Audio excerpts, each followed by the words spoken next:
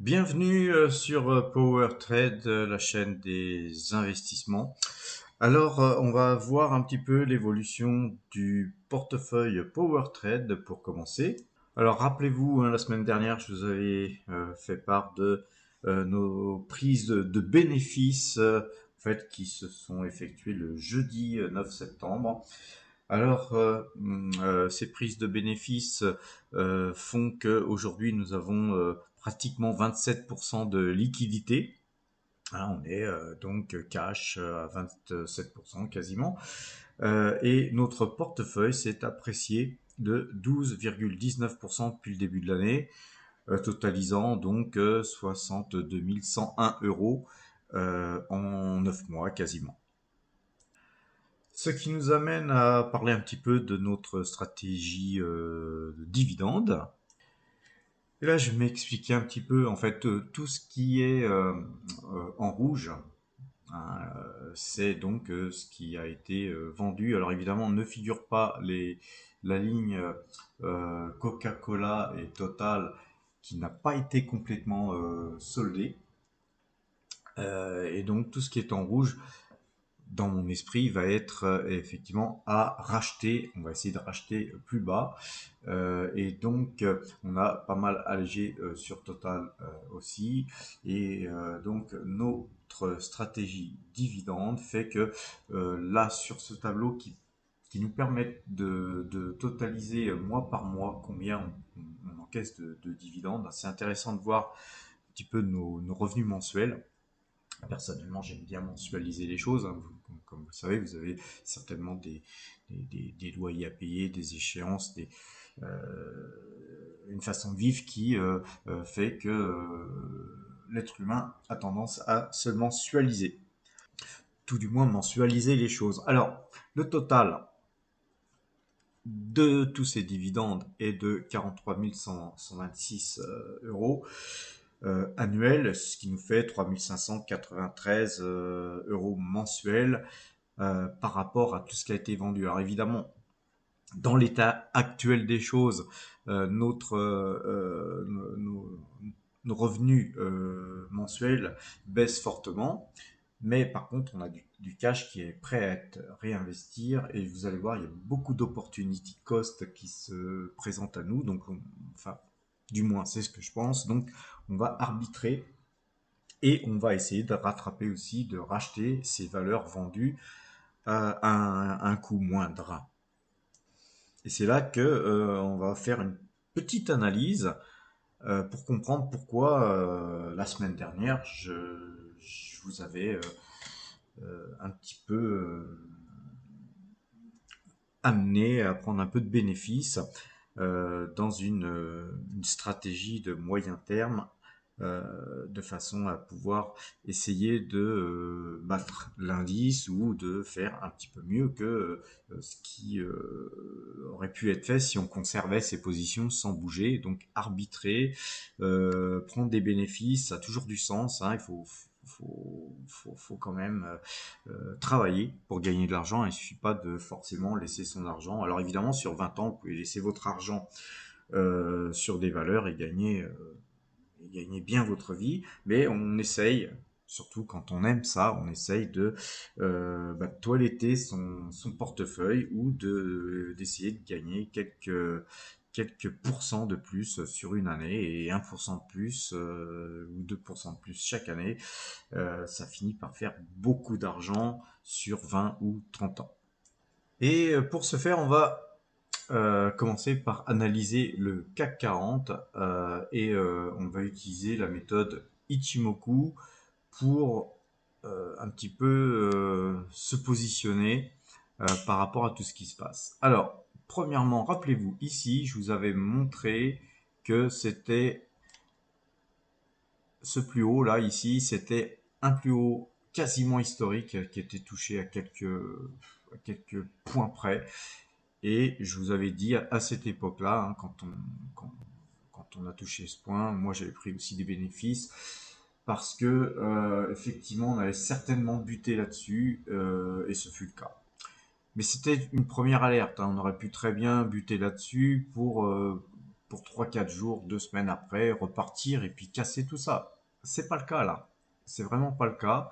On a eu un gros gap d'ailleurs où certains se sont fait une grosse frayeur. C'était des fois des, des moments où on pouvait essayer de racheter parce que dans cette zone-là, il y avait des opportunités.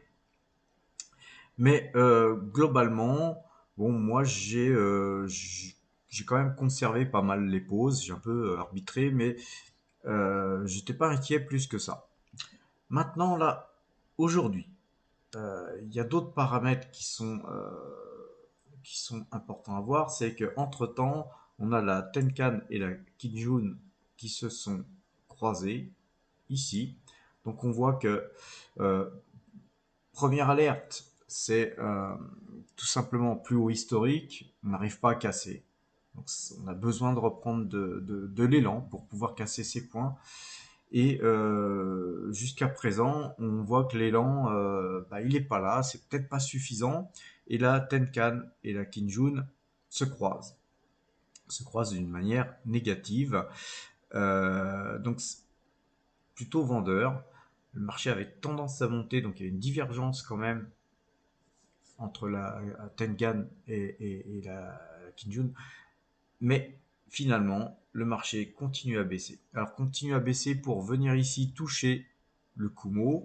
Jusque-là, on peut dire qu'on pouvait rester acheteur sans trop se poser de questions, en se disant c'est une simple respiration. Mais là, on a vu que vendredi, enfin même mercredi, jeudi et vendredi, on a vu qu'on est rentré dans le Kumo. Moi perso, ça me plaît pas trop. Ça me plaît pas trop, d'autant que dans les faits, si vous regardez ici, on a eu aussi un signal de vente. Là, je peux pas le noter là-dessus, mais vous le voyez sur DMI. Donc, mon traceur ne trace pas sur DMI, mais on va le mettre sur les bougies. Sur cette bougie-là, ici, DMI est repassé vendeur. C'est-à-dire qu'on a quand même trois éléments très négatifs graphiques et un quatrième ici qui est quand même inquiétant, donc à valider hein, lundi ou mardi, enfin la semaine prochaine, hein, si on continue à descendre et donc à perforer et à sortir vraiment du Kumo sans y revenir, eh bien j'aurais eu raison de vous signifier mon inquiétude sur les marchés qui nous ont permis de prendre pratiquement 27% de cash par rapport à notre habitude où on est souvent full investi. Alors maintenant, on va voir pourquoi on a aussi bien shooté Coca-Cola, puisqu'en fait, on avait pas mal de bénéfices sur Coca-Cola. Ça faisait un petit bout de temps qu'on traînait cette valeur, qu'on n'a pas regretté d'ailleurs de traîner, parce qu'on a bien ramassé. On conserve très peu de titres hein, sur un compte. En fait, j'ai soldé un compte. Et voilà pourquoi. On voit bien que là, par contre, sur Coca-Cola, on est carrément sorti du Kumo et on voyait bien que on n'arrivait pas à casser hein, ce support de la bande basse du Kumo pendant un certain temps. Mais quand même, il y avait des fragilités. Donc en fait, nous, jeudi, voilà, on a dégagé, c'est remonté un petit peu ensuite, puis là, ça y est, ça a craqué. Donc on a bien fait. Alors encore une fois, hein, petit disclaimer, je vous dis ce que je fais, j'ai rien à cacher. Le truc, c'est que je suis pas votre maman, hein, je suis là pour vous inciter à prendre de bonnes habitudes, un petit peu comme votre maman. Mais le truc, c'est que, petit disclaimer, c'est que je n'ai aucune responsabilité dans ce que vous faites.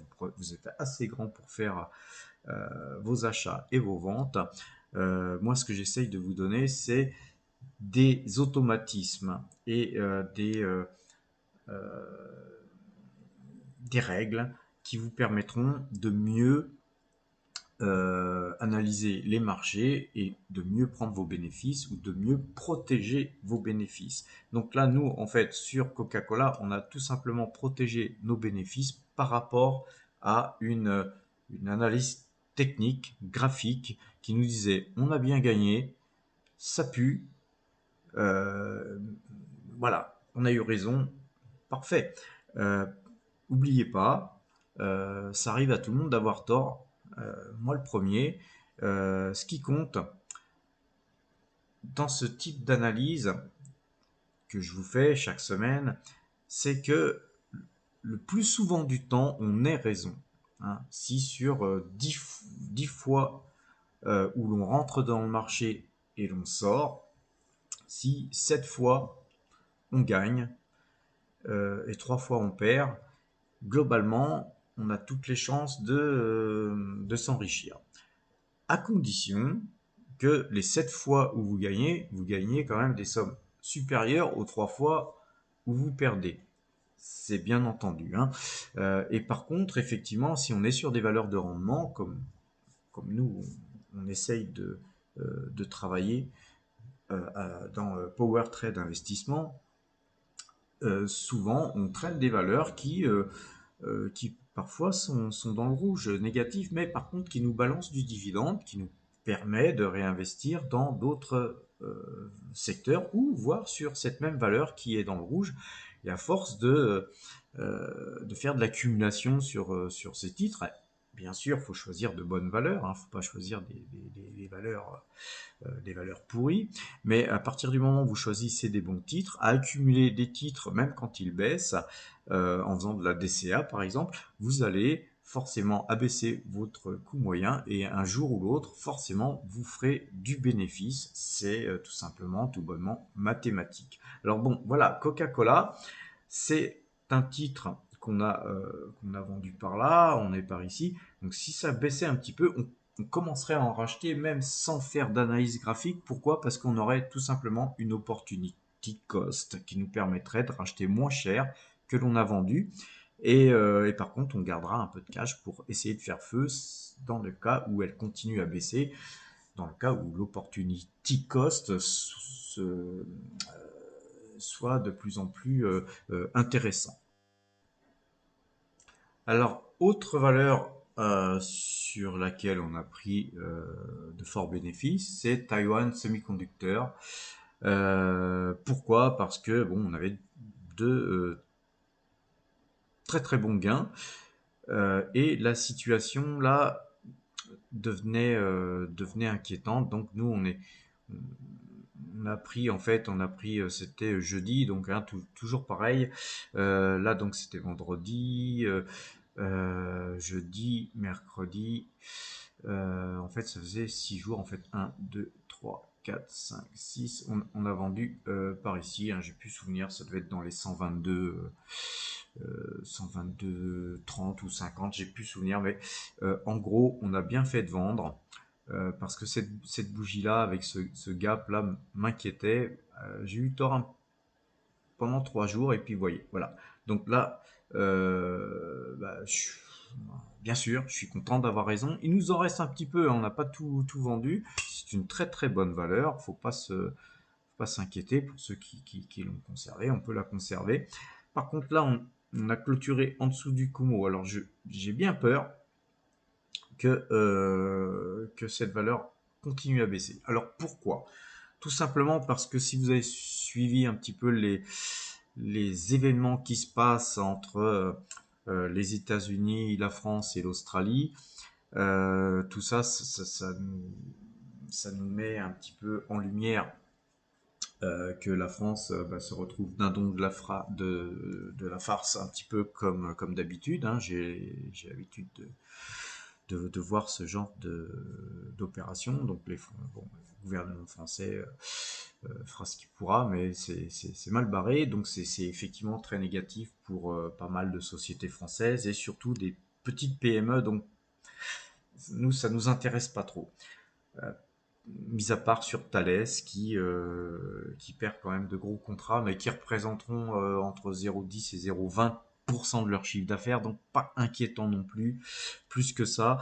à condition que les chiffres annoncés par Thales soient véridiques. Voilà, parce que souvent, comme vous le savez, on nous cache des choses. Donc, la prudence s'impose hein, quand on, par exemple, si on a des grosses lignes sur Thales, si on a du Thales, si on a des gains, on allège, ou si on est même dans les prix, on allège aussi parce que voilà, parce que ça pue tout simplement. Alors sur Taiwan Semiconductor, pourquoi c'est inquiétant par rapport à ce que je viens de vous dire? Tout simplement parce que à Taïwan, tous les jours, il ne se passe pas une journée sans qu'il y ait des alertes d'avions, de bateaux et d'avions militaires, de bateaux militaires chinois qui survolent qui pénètrent dans les eaux maritimes taïwanaises. Et tout ça, ça sent le bruit de botte. L'histoire des sous-marins, c'est tout simplement euh, une opération américaine pour pouvoir se recentrer sur, je pense, l'Australie, dans le cas où les Américains perdraient cette zone stratégique qui est en fait le Taïwan, hein, le détroit de Taïwan entre Taïwan et la Chine. Sachez que les Chinois, je n'ai pas les chiffres, hein, mais je pense que les Chinois, la Chine communiste, je crois, produit un sous-marin pratiquement tous les 3 mois. Et donc la Chine est un pays qui s'est beaucoup armé. Et aujourd'hui, toutes ces tensions me font un petit peu peur. Et donc, supposons que la guerre éclate entre la Chine et Taïwan.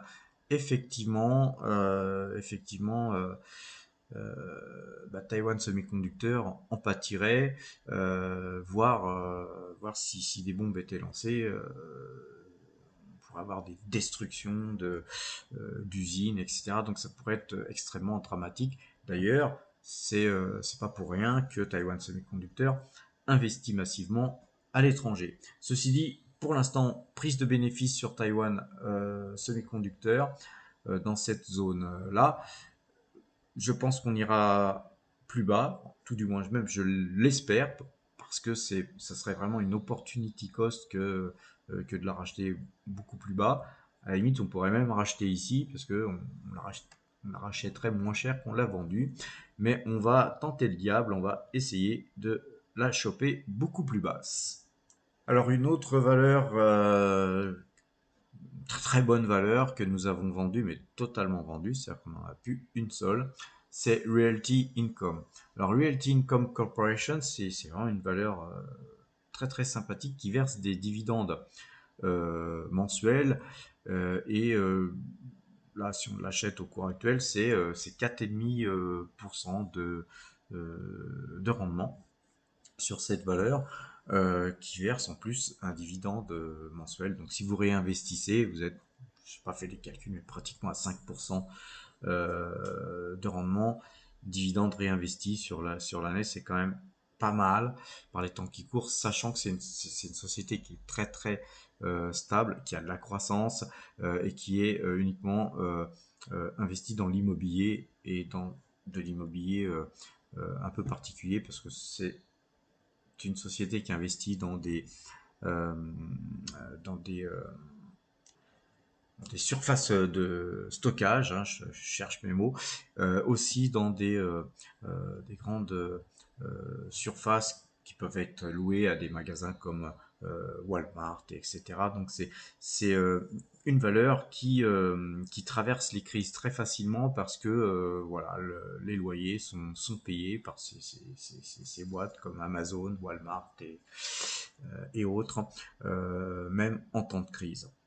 Alors, on a vendu ici dans ce décrochage de bougies. Pourquoi? Parce qu'on avait quand même de bons bénéfices. Enfin, non seulement on a acheté depuis pas mal de temps, hein.